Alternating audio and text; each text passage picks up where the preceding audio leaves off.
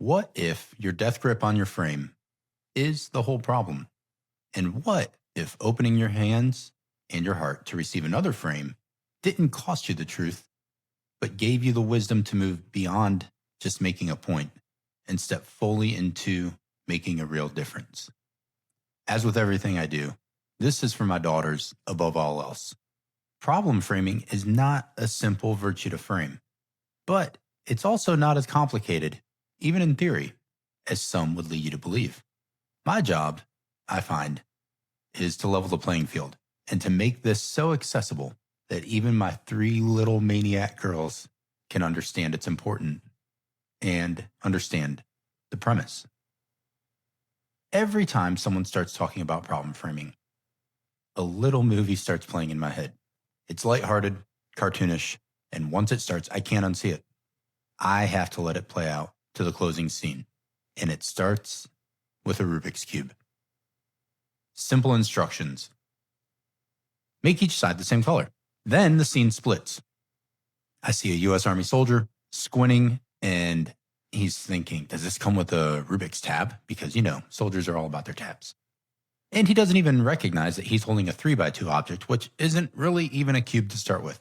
He's fixated on something that really doesn't even matter for solving the problem.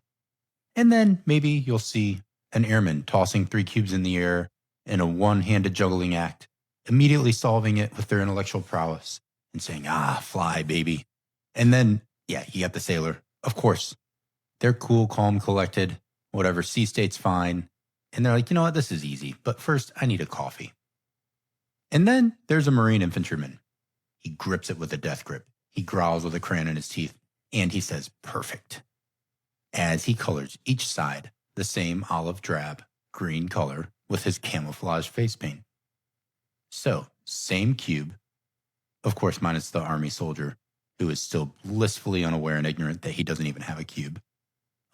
Same instructions, completely different frames, completely different actions and perceived solutions. Here's the kicker. Most of us didn't choose every aspect of our frame or our worldview that we hold. We inherited much of it, or at least a healthy amount of it, from culture, training, success and failure, from fear and safety, from where we grew up, from who loved us well, from who didn't love us well. That matters because if the thought and intent of our heart are the parents of our actions, then our frame and our faith, or our collective worldview, are the grandparents of it all, quietly shaping the whole family tree long before anyone notices, before we ever act, before we ever speak, before we ever decide. We are already holding a frame through which we view everything. And that's why problem framing isn't simply about exposure, experience, or intelligence. It's about curiosity. And curiosity is the discipline of asking better questions before rushing toward better answers. If you've been tracking with me throughout the year, you might now be noticing why I began this year exploring the virtue of curiosity with Dr. Alana Nicastro, and why I'm ending this year by revisiting curiosity's importance through the lens of this virtue of problem framing. There is always a strategic vision behind how I operationalize my passion for leader identity and virtue development, so this wasn't a mistake. Let me make this even more tangible. I want to talk through a practical exercise I use when teaching and facilitating this. If you're watching, you'll see it on the screen. If you're just listening, I'll do my best to walk you through it and help you visualize what I'm telling you. So, this is a practical exercise that I use called the power of framing. And it didn't originate with me from this research, but I believe it holds power in itself. As you can see, I will present this, let's say, to a large group of senior leaders or executives, or I've even done it on the military side, and I share with them a stapled document that has the same common stimulus. And then when they are prompted, I tell them, open it now, and I will tell them that half of you have a slightly different opening stimulus from the other half. I tell them to review the information on their sheet. I tell them whatever their perspective, bias, framework is that they enter in with, and then the stimulus and the facts that they have in front of them, that's all they get. They don't get to ask for more information. They don't get to ask questions. And then they have to write down 2 things to answer the question below. And I give them 2 minutes to do it. And I do this in a multinational setting where English might not be the first language for the majority of people. So I know that it's going to add a little bit of stress, a little bit of urgency, because I really just want to elicit the individual first impulse. And the question they have to answer is this: in your opinion, what does Addison need to do to reduce crime? I'm going to show you what I give the first group. So research frame 1 says, crime is a wild beast preying on the city of Addison. The crime rate in this once peaceful city has steadily increased over the past 3 years. In fact, these days, it seems that crime is lurking in every neighborhood. That's the framework. And on the bottom are these facts. In 2004, 46,177 crimes were reported, compared to more than 55,000 reported in 2007. The rise in violent crimes is particularly alarming.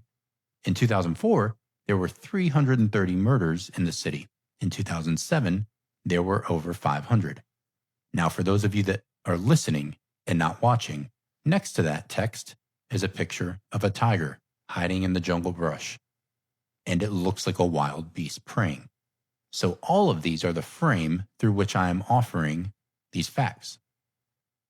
So this research, which was conducted by Thibodeau and Bordinsky, it's about metaphors we think with, or the frame through which we enter into a problem. And as I offer this to those that I'm facilitating this for, I share with them that the original research asked the participants, in your opinion, what does Addison need to do to reduce crime? Well, generally, the 3 overwhelming responses were hire more police, build more jails, pass tougher laws.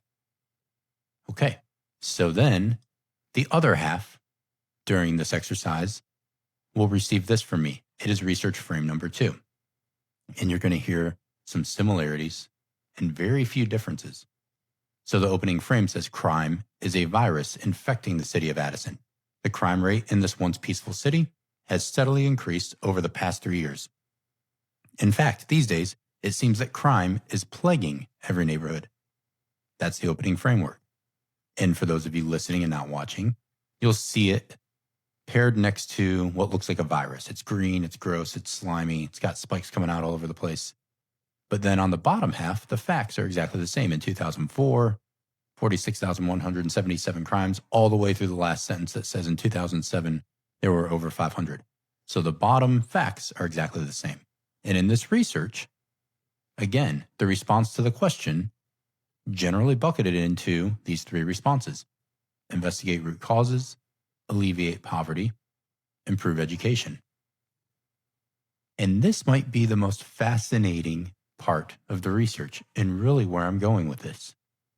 So when both groups of participants in the research were asked, why did you take that approach? Both sets of groups responded with, well, the crime statistics. Well, if you were to flash back or rewind, you would see that the statistics on the bottom half of the prompt were identical. Actually, what was different was the framework, the imagery, both visually and in oral communication and the words and the tone. So the summary of this research, or the so what of it all, concluded that we make choices and judgments based on our emotional reaction to the frame.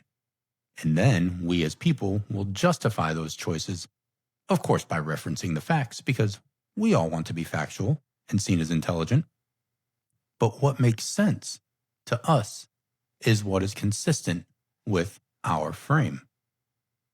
So this is designed to just show people practically how people, teams, organizations often approach problems. Most of us jump straight from recognizing a problem to wanting to fix it. We see something broken, we feel urgency, we act. But what gets skipped might just be the most important step. We don't even say, are we solving the right problem? Have we received or offered to others the proper frame through which we need to view this problem? This research-based example highlights how assumptions, habits, and unspoken beliefs quietly shape what we think the problem is before we ever notice. And here's where things get dangerous. When a group shares the same wrong frame, they can move very swiftly and in a unified manner in the wrong direction. Speed doesn't equal wisdom, and alignment doesn't equal accuracy. So that's why we must seek individual and divergent frames and perspectives early, before convergence ever begins. Different voices don't slow progress, they protect it. Another layer of this focuses on how we think about risk inherent with any problem. Most of us treat problems like threats, hazards, or enemies to eliminate. But much of the research suggests that many problems are simply signals from an uncertain future. They are a byproduct of life that we can't predict. They aren't viruses to cure or beasts to tame or kill. Or maybe they are, but we don't know yet. These problems are just distant signals calling for us to make sense of them. When we treat a problem as something to dominate, we shrink the conversation. When we treat it as something to explore, we expand learning. Problem framing shifts the posture from control to curiosity. And inherent to the word itself, a problem isn't always bad. So to Aria or Alessia, my older two daughters, if they're working through a math problem, an answer actually exists already. It's just not readily available to them, or they may not have learned how to solve it yet. And this isn't to say every problem can be swiftly solved or can be solved by us alone, but it's to prove a point that the way we even use this word, it's a problem, it's problematic. It has a negative connotation that I don't find helpful.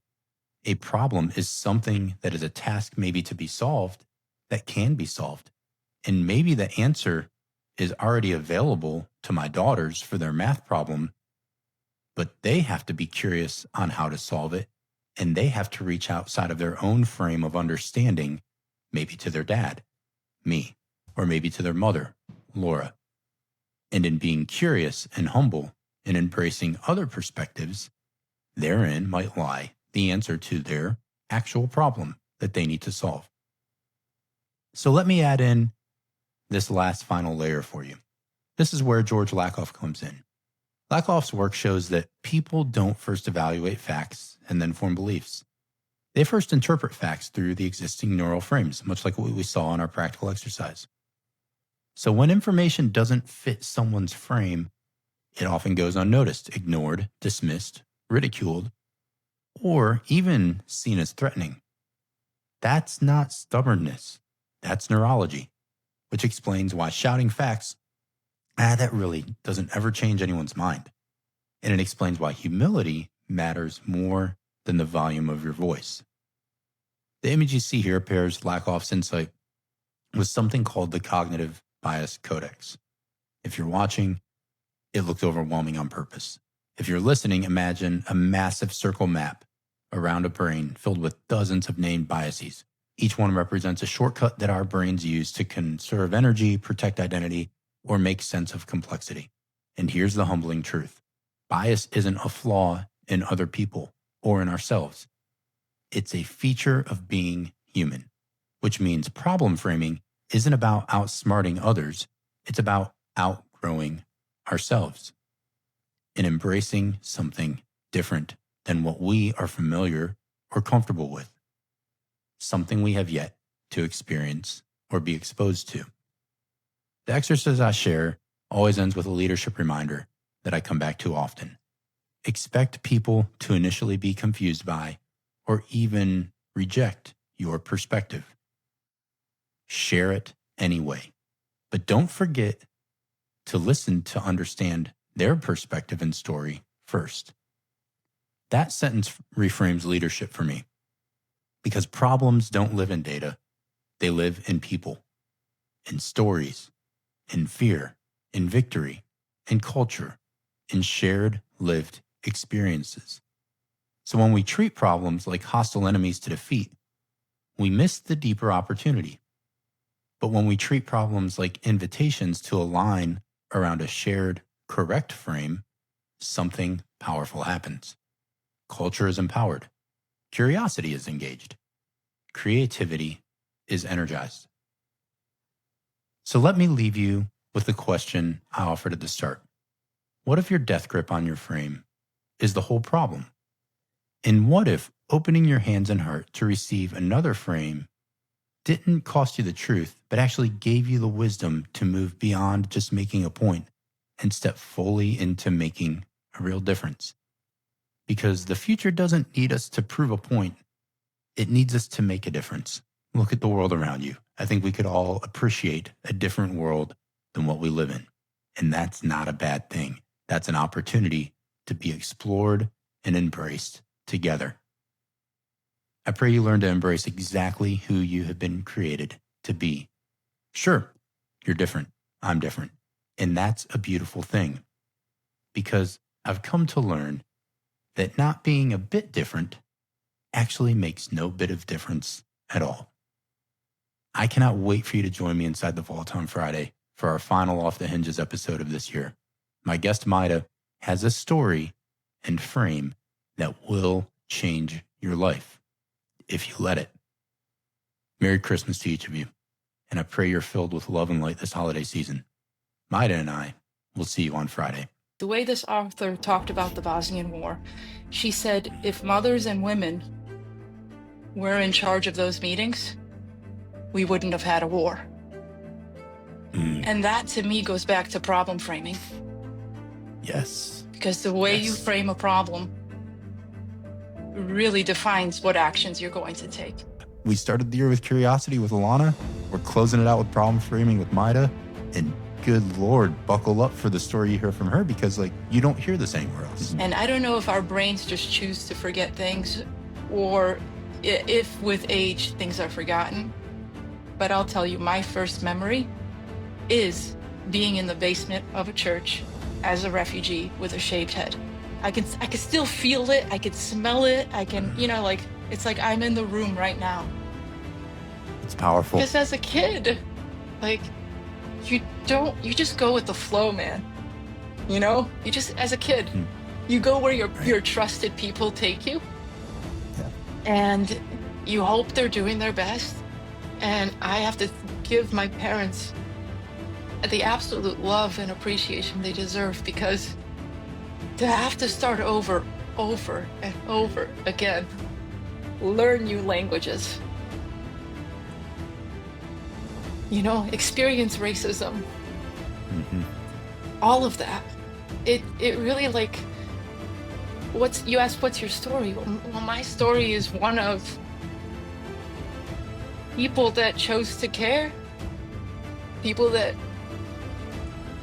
showed up. My story is them. Because if it wasn't for the goodness of other people, I don't think there'd be a Maida doing a podcast today.